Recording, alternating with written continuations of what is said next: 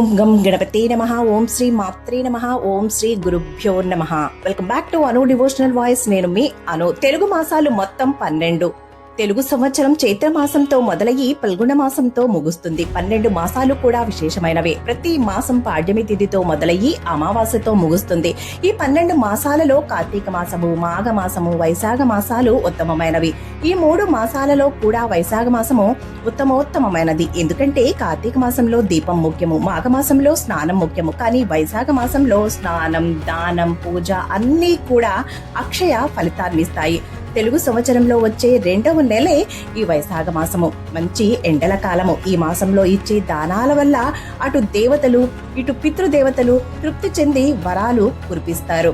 దానం అంటే అర్హులైన వారి అవసరాలకు ఫలాపేక్ష లేకుండా భగవంతుడి సేవగా భావించి ఇచ్చేది అనేదే నా నమ్మకం. అలా చేసిన దానమే అక్షయ ఫలితాన్ని ఇస్తుంది. అలాంటి అద్భుతమైన వైశాఖ మాసం గురించి ఎన్నో విశేషాలు లాంగ్ షార్ట్ వీడియోస్కి చేస్తున్నాను. ఛానల్ని సబ్స్క్రైబ్ చేసుకొని వీడియోస్ని లైక్ చేసి 10 మందికి షేర్ చేయండి. తక్కువ ఖర్చుతో దానం చేస్తే ఎక్కువ ఫలితాన్నిచ్చే అద్భుత మాసమే ఈ వైశాఖ మాసము. వైశాఖ పురాణము మొదటి అధ్యాయము. ఈ వైశాఖ పురాణము స్కాంద పురాణము, వైష్ణవ ఖండము మరియు నారదాంబరీష సంవాదం నుండి చెప్పబడింది. వైశాఖ పురాణం మొత్తం 30 అధ్యాయాలు. రాబోయే అధ్యాయాలలో ఈ మాసంలో ఏ దానాలు చేయాలి, ఏ దానానికి ఎలాంటి ఫలితం వస్తుంది, ఎవరిని ఈ వైశాఖ మాసంలో ఆరాధించాలి, సతీదేవి దేహ త్యాగం ఎందుకు చేసింది, కుమార జననం ఎలా జరిగింది. ఈ కుమార జననం అనేది చాలా అద్భుతమండి. కుమార జననం గురించి విన్నా చదివినా కూడా పుత్ర పౌత్రాభివృద్ధి కలిగి తీరుతుంది. అలాగే వాల్మీకి జననం, అలాగే అక్షయ తృతీయ యొక్క విశిష్టత, ఎన్నో అద్భుతమైనటువంటి విశేషాలు రాబోయే అధ్యాయాల్లో ఉన్నాయి. మిస్ అవ్వకండి. నారాయణం నమస్కృత్య నరం చైవ నరోత్తమం దేవీం సరస్వతిం వ్యాసం తతతో జయముదీరయేత్. సూత మహర్షి సౌనకాది మహర్షులను ఉద్దేశించి ఇలా పలికెడు. మహర్షులారా, వీరుడు రాజర్షియగు అంబరీషుడు బ్రహ్మ మానస పుత్రుడగు నారదును చూసి నమస్కరించి, మహర్షి, మీరు అన్ని మాసముల మహత్యమును వివరించారు. అన్ని మాసముల యందు వైశాఖ మాసము మిక్కిలి ఉత్తమమైనది, శ్రీ మహావిష్ణువునకు మిక్కిలి ప్రీతి పాత్రమైనదని చెప్పినారు. వైశాఖ మాసము శ్రీ మహావిష్ణువునకు ఇష్టమగుటకు కారణం ఏమిటి? ఈ మాసమునందు విష్ణు ప్రేములైన ధర్మములేవి, మానవులు ఆచరించవలసిన దానములు, వాని ఫలితములు వివరించకోరుచున్నాను. పూజ, దానము మునగు వానిని ఏ దైవమును ఉద్దేశించి చేయవలెను, వాని ఫలితం ఎట్టిది, పూజా ద్రవ్యములెట్టివి మున్నగు విషయములను దయ ఉంచి వివరించకోరుచున్నానని సవినయంగా ప్రశ్నించను. నారదుడు అప్పుడు రాజర్షి అంబరీష వినమని ఇట్లు పలికెను. పూర్వము ఒకప్పుడు నేను బ్రహ్మను మాసముల మహిమను, మాస ధర్మములను వివరించగోరితిని. బ్రహ్మయు అప్పుడు నాకు, నారద, శ్రీ మహావిష్ణువు లక్ష్మీదేవికి మాస ధర్మములను చెప్పుచుండగా వింటిని. కావున నేను నీకిప్పుడు శ్రీ మహావిష్ణువు లక్ష్మీదేవికి చెప్పిన విషయమునే చెప్పుదును. మాసములన్నిటిలో కార్తీక మాసము, మాఘమాసము, వైశాఖ మాసము ఉత్తములు. ఆ 3 మాసాలలో వైశాఖ మాసము మిక్కిలి ఉత్తమమైనది. వైశాఖ మాసము ప్రాణులకు తల్లివలే సదా సర్వాభిష్టములను తీర్చును. ఈ మాసమునందాచరించిన స్నానము, పూజ, దానము మునగునవి పాపములన్నింటినీ నశింపచేయును.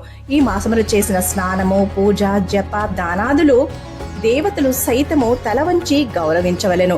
విద్యలో వేద విద్య వలె, మంత్రములలో ఓంకారము వలె, వృక్షములలో దివ్య వృక్షమైన కల్పవృక్షము వలె, ధేనువులలో కామధేను వలె, సర్వ సర్పములలో శేషుని వలె, పక్షులలో గరుత్మంతుని వలె, దేవతలలో శ్రీ మహావిష్ణువు వలె, చతుర్వర్ణములో బ్రాహ్మణుని వలె, ఇష్టమైన వానిలో ప్రాణము వలె,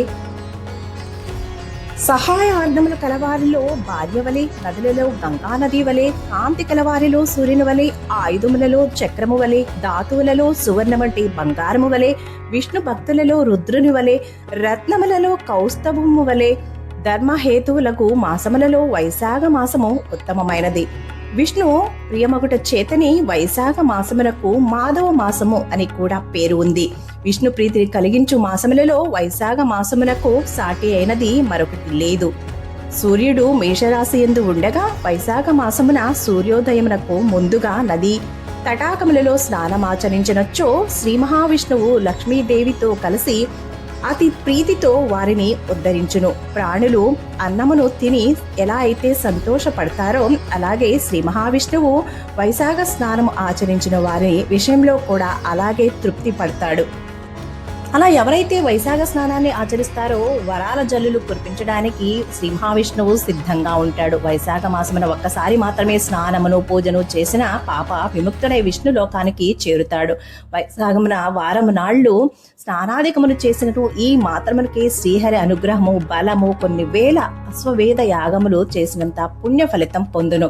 స్నానము చేయు శక్తి లేక స్నాన సంకల్పం దృఢముగా ఉన్నచో అతడు 100 అశ్వమేధ యాగములు చేసినంత పుణ్యాన్ని పొందుతాడు. సూర్యుడు మేషరాశిలో ఉండగా వైశాఖ స్నానము నదిలో కానీ ఏరులో కానీ చేయవలనని సంకల్పించిన వాడై అసత్యుడై ఉన్నను కొంత దూరమైనను ఇంటి నుండి ప్రయాణమైన వాడు వైశాఖమున నదీ స్నాన సంకల్పము దృఢముగా ఉన్నచో విష్ణు సాయుధ్యము పొందుతాడు. అంబరీష మహారాజా సర్వలోకముల యందున్న తీర్థ దేవతలు బాహ్య ప్రదేశమునున్న జలము నది అయినను తటాకమైనను సెలయేరు అయినను అందు చేరి ఉందురు. జీవి చేసిన సర్వ పాపములను జీవి అట్టి జలమున పవిత్ర స్నానం ఆచరించు వరకును యముని ఆజ్ఞను అనుసరించి జీవి సూక్ష్మ శరీరమును అనుసరించి రొద చేయుచుండును. జీవి ఎప్పుడైతే వైశాఖమున అట్టి బాహ్య ప్రదేశమున ఉన్న జలములో స్నానమాచరించగానే ఆ జలమును అధిష్ఠించి ఉన్న సర్వ తీర్థ దేవతలు శక్తి వలన ఆ జీవి చేసిన సర్వ పాపములు హరింపబడతాయి. సర్వతీర్థ దేవతలు సూర్యోదయమును మొదలుకొని 6 గడియల వరకు బాహ్య ప్రదేశమునందున్న ఆ నది తటాకాది జలములను ఆశ్రయించి ఉందును. ఆ జలమున తామున్న సమయమున స్నానమాచరించిన వారి పాపములను ఆ దేవతలు నశింపచేయుదురు. స్నానమాచరించిన వారికి హితము కలుగును, చేయని వారిని శాపాదులచే నశింపచేయుదురు. వారు శ్రీ మహావిష్ణువు ఆజ్ఞను అనుసరించి ఇట్లు చేయుదురు. సూర్యోదయమైన 6 గడియల తరువాత తీర్థదేవతలు తమ తమ స్నానములకు పోయి మరలా సూర్యోదయమునకు ముందుగా బాహ్య ప్రదేశమందున్న జలమును ఆవహించి స్నానమాడిన వారి పాపాలు నశింపచేయుచుందురు. విన్నారు కదండి, ఇది వైశాఖ పురాణము 1వ అధ్యాయము 1వ రోజు పారాయణము సమాప్తము. సర్వేజన సుఖినో భవంతు. శుభం. Thank you for watching. నేను మీ అను.